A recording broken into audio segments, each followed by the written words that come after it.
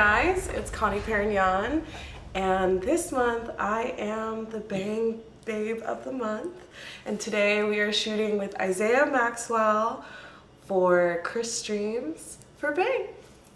So excited!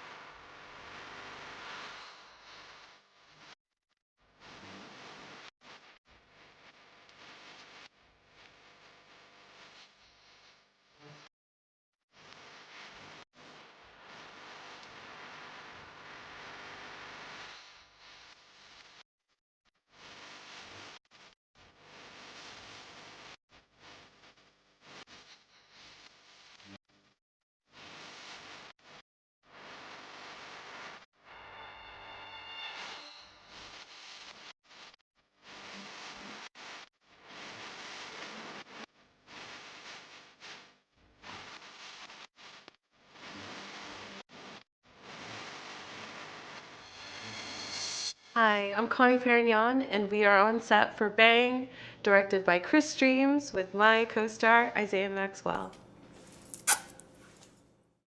I just got back 2 days ago from a month-long trip in Europe, and I went to 10 countries in 1 month. I feel like I'm just a student of life, you know? So where to next? Where to next? I'm going back to Asia in October for my birthday. So I'm going back to Japan. I'm going to Taiwan. Ooh. Wow, that's so romantic. I'm going to Japan, Korea, and Taiwan in October, which I've been to all three places. But December, I'm going to Bulgaria, Romania, and Turkey. That's the rest of my trips for the year. But next year, I want to go to Peru. Really want to go to the Amazon. I want to see the Amazon. Yeah, I would love to do more South America. I dig it. So, out of all the places you've been, what do you think is the most sexy place? Sexy. If you was to bring your boyfriend there. Turks and Caicos is pretty sexy. Okay. Just because it's the water. I mean, the beaches are the most beautiful beaches I've ever seen. And it's very like relaxing, that sort of vibe. So I would say that's pretty sexy. Okay. Or like I don't know, a big city sometimes can be pretty sexy. You know, I feel like London can be kind of sexy. Okay. Paris, I would not say so much because Paris is a little dirty, but It's supposed to be so romantic. yeah, I mean it can be, but it also can be very dirty. Isaiah, for you, what makes for great sex? Communication out loud is my mantra. Just if there's something you want to do to speed up, my sexual style is always cautionary or just like precaution. Just I'm like I know how aggressive I can be, and I don't want to overstep and like set the tone for the sex because if I start off hot and the girl gets hit real deep in the beginning and then she tenses up for the rest of the ride because she don't know if I'm gonna just stay that way. Right. And so I'm like, just communicate out loud with me of like if you want it deeper, if you want it softer, if you want it harder. Because everybody's like, oh, I like it rough, and I'm like, nah, rough with a big dick is different than like just rough sex. Right. I was like, so I was like, I get what you're asking for, Yeah. but I don't know if you know what you're asking Right. for. So yeah, I just say communicating out loud is like my mantra, and if I want to have a good time, you could literally just guide me to how you like to come, because my come control is pretty much there. I could go as long as Period. could go as long or as fast as you want to. We're the real professional guys. Yeah. Let me get one for you. Okay. Right up there. Ask away. Have you ever been to a new beach or a nudist resort? I have. I've been to a nude beach. I haven't done the resorts. Okay. Mostly because I need to know if the people there are gonna be sexy. You know, like I don't want to like show up and be there for several days and I'm like the hottest person there. You know. But I love a nude beach. The last nude beach I was at was in Miami. Yeah. What about you? No, I've never been. What? No. I've Even a nude beach? never been to a nude beach. Is it because you don't want to intimidate everyone with your giant dick? No. Why? Why haven't you been to a nude beach? Just haven't. No interest? No, I just haven't. No. It's like somebody haven't been like, hey, you want to go to this new beach? And I was just like, oh, okay, yeah, bet. No, So should we go together? I'll be done. Right? I'm telling you, it's a vibe when you know you're hot. Oh, Cause then like everybody's staring at you. And then it's like, if you're like a little voyeur like I am, like it's really hot. I can dig it. Yeah. You guys have any hidden talents? Like, what are we classifying as a talent? Like, okay, not that. But can you sing, dance, play the guitar? Do you do poetry? Do you write? I speak 3 languages. What 3?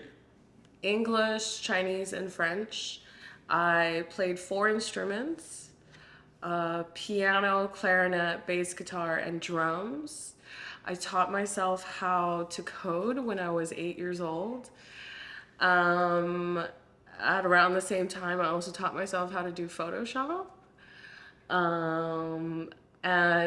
But the one thing that I would actually call a talent is I have extremely strong feet.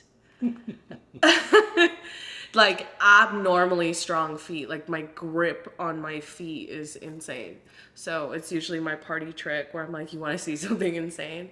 And they'll like hold my foot like this and I squeeze every single time. They're like, whoa, what the hell? And I'm like, really strong feet. Guess I just play the trumpet. Wait, what? You do?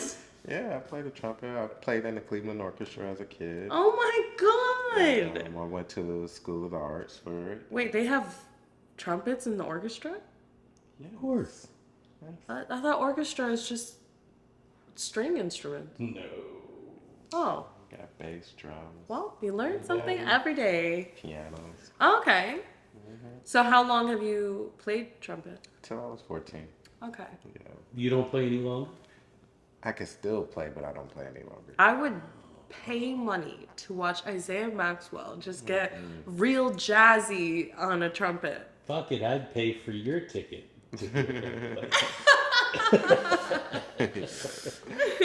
I would. I'd love to hear that one day, Isaiah. You got any recordings of yourself from when you were younger? That's a good question. I don't think so. Uh-huh. If we had the camera, my mom would have. What's crazy is I can totally imagine you with a trumpet. Yeah, I had a Like you give trumpet. I had a cousin that was a real famous trumpet player. Like he was like the lead trumpet player in the Malcolm X movie. What? And, like a lot of the movies that came out. Like a lot of Denzel Washington Yeah. movies. He was on his Wow, lead you're a trumpet. So generational trumpeter. Trumpetist. Yeah. Whatever they're called. Mm-hmm. yeah, that was my little thing. Everybody in my neighborhood used to hear me practice. So. Oh. All right, you guys. Well, we got to wrap it up soon. Yeah. Is there anything else you'd like to say to your fans out there in Bangland? No, but So- practice safe sex. Practice safe sex. Get tested. Practice enthusiastic consent always. Consent. Consent is sexy. Be safe. And thanks for being a fan. Cheers to that. I'm going to check out some of your tattoos. Could you talk to me about them? Sure. A little bit. Like, which one's your favorite? Which one's my favorite? It's probably one of these Oh on my. the top of my arm. I love this crocodile. I also love this Chinese opera woman performer. This was both done by the same girl, Katie Vaughn from Good Luck New York City in New York. She's the best. But, Cool. Yeah. Turn it around so I can withdraw. Yeah, there. That's cool. So what about the little jewelry in the heart there? Oh, that is actually a locket. It's like a locket with a rosary chain, and that's a nude of myself. Really, in there? Yeah. That's cool. So you can actually see, like, those are my tattoos, and that's a real photo that was taken. Wow. Yeah. I like that. Okay, reveal a little more of your sleeve there. What else Okay. you got going? So, down here we have a butterfly, a snake, we got a little love letter, a rose. I love roses. This is a little planchette from like a Ouija board, an eagle. This is like kind of a chola with a switchblade. Badass. Yeah. Mm-hmm. So this is more of my American sleeve, and then my other sleeve is Japanese. So this is a peony, and then this is a phoenix. We have a chrysanthemum here and another peony. And all of this was done by one person aside from this top peony. In Japan? No, this was all done in New York. Okay. So the majority of my tattoos were done in New York, but I have some from LA, I have some from Miami, from San Francisco, and Berlin. Wow. Yeah. How about the tummy tattoo? The tummy tattoo, which one? This one? Both Or the of them. whole The setup? whole thing. So the first one I got is this spider. This was done in New York. And then this text was second. This is Formosa, which is the original name for the country of Taiwan. It's Portuguese. And then this is actually a cover-up, these flowers. So the first tattoo I ever had, I got when I was 15 years old by a man with a tattoo gun in a living room. I would suggest that you don't do things like that. Okay. So it's actually under this. So you can kind of see there's that text right here. So it's this whole piece. Wow. And I had it covered up, and this tattoo is actually not finished. So I had it touched up so many times over the course of, I got this when I was 15, that was 16 years ago. And there was so much scar tissue that when she started doing the cover up, I was in so much pain. So it was the only time I have ever tapped out from a tattoo was doing this cover up. And she told me there was just like an hour and a half left, and I was just like, I gotta call it. I can't do it. And that was like 4 or 5 years ago, and I still have never gone back to get it finished. But Let that be a warning to people. Make sure you're gonna keep your tattoo. make good decisions. Yeah. Okay. On the side, what have we got going there? This is another crocodile. These are my favorite animals. So this is actually my first large tattoo. So, and it's the one tattoo I probably had the worst reaction to ever. So it had been 3 years between this tattoo and my previous one. I slept bad, didn't eat, I was super anxious, literally did all the things that tattoo artists tell you to not do. The second the needle touched my skin, I started freaking out. Had a full-blown panic attack in the tattoo studio, was hysterically crying, all of that, and the tattooer just kept going because when you stop every single time, it makes it hurt more every time you stop. So he just, kind of went through, kept going, and we finished it. And funny enough, after I freaked out that session, I never sat like that ever again. Like every other session, I sat like a rock. Every single one. Like cool. the longest tattoo I've ever sat for was 9 hours. And everyone's like, wow, you're so tough and all that. And I'm like, it's because I died once. I died once during a tattoo, and I feel like it's just this mental thing now where I'm like, I can never let myself get like that ever again. But Got it. yeah. Well, we have a lot of ground still to cover here, my friend. What do we got going on down here? I really like these portraits. So a lot of this is just flash, actually, but a lot of this is just, you know, kind of traditional tattoo motives from like just traditional tattoo culture. We have a little cherub here. This is a woman wearing a lion's pelt, which was my interpretation of the strength card, the tarot card. So that was kind of my version. This is another snake with a skull, and these are California poppies because I'm from California.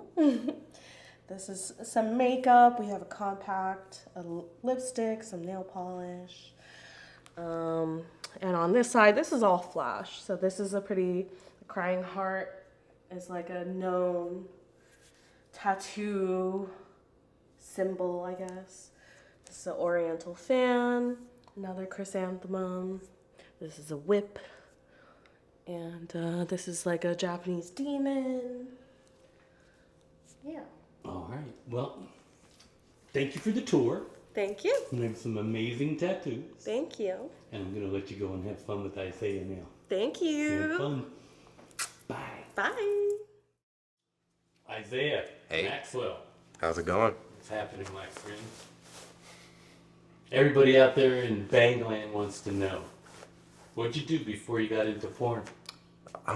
Funny story. I didn't realize this until I started talking about it more, but I was actually in Bible study before porn. So like a couple of weeks before, I was like in Bible study. I was chasing a girl, but I was there and I was like just kind of like searching for myself. But besides that, I was just working at Burger King full time. That's cool. So, all right, you're working at Burger King. What made you get interested in getting into porn? To be honest, I didn't know porn was as big of an industry as it was when I first started. But I think the curiosity after AVN really sparked my interest into really wanting to be involved. So how did you get in? What was the first step? Well, the first step for me getting in was through school. It was actually porn for me was a school assignment. It was my internship in order to graduate with my degree, which is public relations. So I had to intern as a publicist in order to graduate, and I joined the adult industry. My teacher was against it at first because we never did a school assignment on the adult industry, but then curiosity sparked both of our interests. And she was like, you know, as I was walking out the door, she was like, Isaiah, you know what? I changed my mind. You could do it if you want to. And even the adult industry needs PR, so just let me know how it goes. And that's how it kind of started. That's cool. Yeah. That's really unique. All right. Do you have any advice for guys who want to become male porn stars? My advice for guys who want to become male porn star is if you do have the opportunity to join the industry, you know, if you're in a lifestyle, that conversion is a little bit easier versus someone that's like wanting to be in a lifestyle and don't have that situation. So, you know, if you was kind of like already involved in the industry, but not in the industry, then I would say like, yeah, it's a great, career or, you know, great job to have. But if it's something that you're just kind of living vicariously through, I would say weigh your options before. Thank you, sir. Cheers. Have fun on the set today. Peace. Bye. Can't wait. And just lean back, rest one, you know. And turn them and get one from the booty because it does say something. Okay. And then I'll stand back up. Give him your right knee. This is the most complicated one. You gotta grab her hair again because I gotta read the beat on the back. Then you gotta lean out, so I see it always like that, and he sits down,